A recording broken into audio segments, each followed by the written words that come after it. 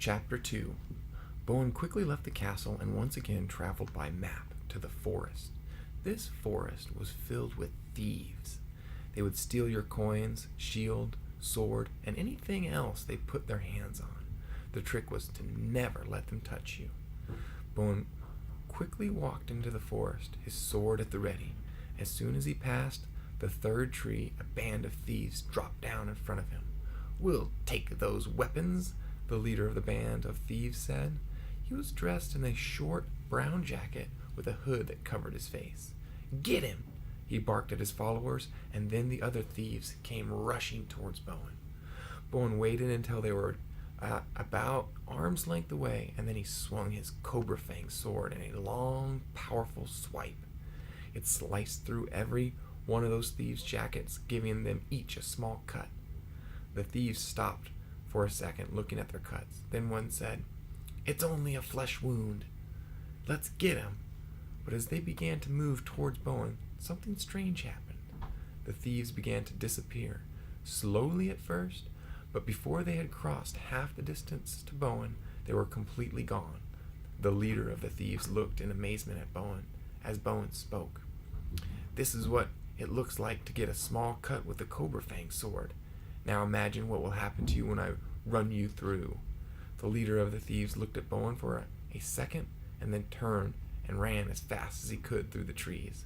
Bowen called after him, "Tell the others that if they want the same, I'll be happy to do battle." Bowen continued through the forest and never saw another thief.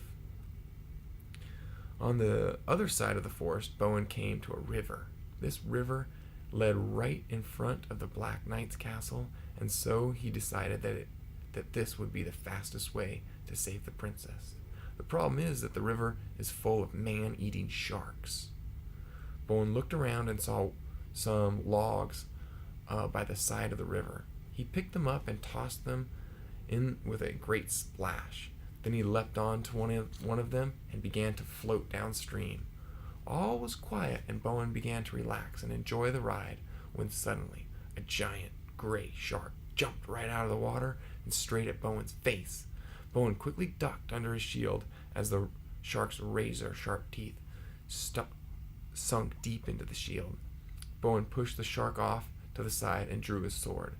The next minute exploded into a feeding frenzy of gray sharks leaping from the right, and Bowen sliced at the sharks, then from the left, and he knocked them back with his shield, but they knocked him off balance. Bowen jumped to another log floating nearby. The sharks came again from the front. Bowen sliced them away, and then from the side again, and he blocked the back, and he ducked as the sharks leapt over him. Bowen was getting tired and was wondering how long he could keep this up when he saw the drawbridge of the Black Knight's castle getting closer. As he floated by the castle, knocking sharks away from him, he crouched and jumped with all his might. Bowen caught hold of the edge of the drawbridge and scrambled onto it. He let out a "whew," and he looked back to the river and the sharks angrily circling below.